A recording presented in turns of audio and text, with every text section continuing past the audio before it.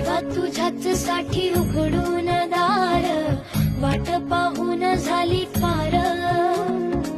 चिंता हरून देवा थकला असणार, दे माझ्या खांद्यावर भार. थोडा इथं टेकून जा, घास खाऊन माझ्या हातात